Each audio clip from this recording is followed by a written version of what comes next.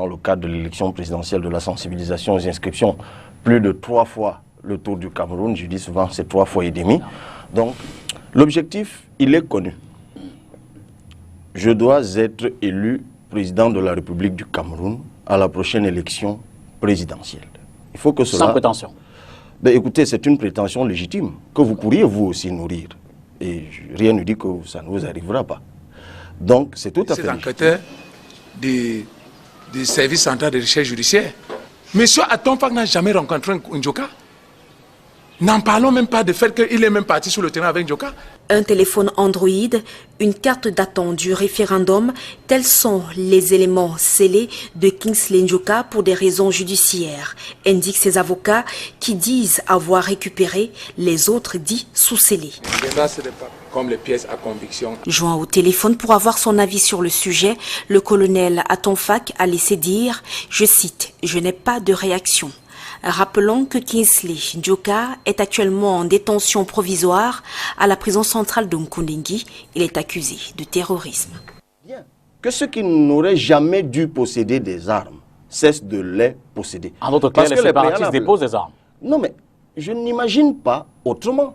Moi-même, aujourd'hui, vous savez qu'il y a le débat sur le cessez-le-feu. Moi-même, président de la République. Certains acteurs, aussi bien au niveau national qu'international, demandent aux forces de défense et de sécurité camerounaises de déposer les armes, et également aux séparatistes.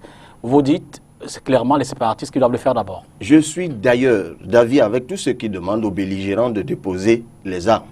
Mais je puis vous dire ceci.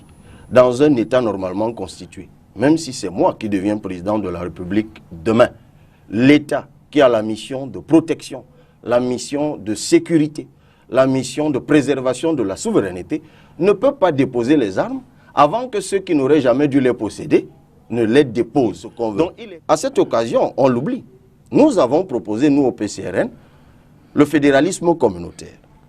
Et je rappelle souvent que cette proposition, qui a fait l'objet d'interprétations diverses et pour la plupart malsaines, était une solution à la crise anglophone. Et je continue à dire que nous ne pouvons pas rester autant captifs de ce qui a été importé.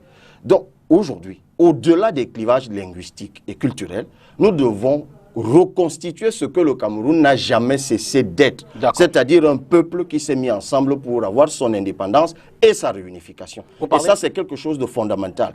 Et là, je veux dire, la dernière session ne s'en est pas saisie. Les députés n'ont pas à nouveau posé cette question. Je veux dire, si vous avez remarqué que la situation n'est pas totalement décantée, on aurait pu en parler.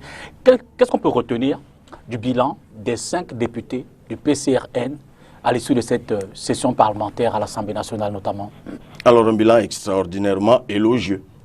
Parce que justement, nous n'avons fait que ce que le peuple nous a envoyé faire là-bas. C'est-à-dire poser les problèmes qui concernent les Camerounais, émettre des réserves quand il le faut, lorsqu'un certain nombre de textes sont soumis à notre examen, interpeller le gouvernement lorsqu'il s'endette, lorsqu'il s'entête sur ce qu'on y fait. Et s'il y a une chose qui a plu aux artistes, c'est effectivement ma sortie.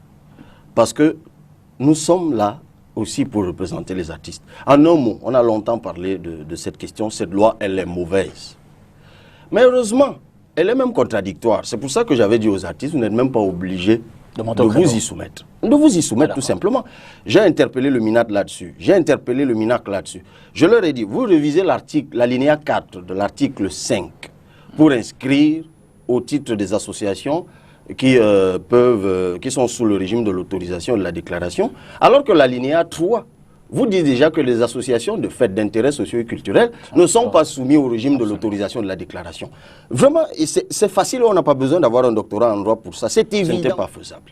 Mais ça doit être fait en 2021. Mais pourquoi le gouvernement refuse de le faire? Toutes les raisons qui sont données sont fallacieuses. Ça se résume à une seule chose. Le gouvernement continue à freiner des 4 fers pour la décentralisation. Et c'est étonnant, M. Dipita Tonga. Parce que moi, avec mes compatriotes, à structurer le parti, à l'implanter partout sur l'ensemble du territoire. Parce que je sais que c'est l'inscription massive, le vote massif, la surveillance du vote dans notre contexte qui peut vous permettre de mettre en relief la vérité des urnes. Vous comprenez donc que dans cette dynamique-là, j'accorde peu d'importance aux slogans et aux choses dont la définition des contours me perdrait du temps.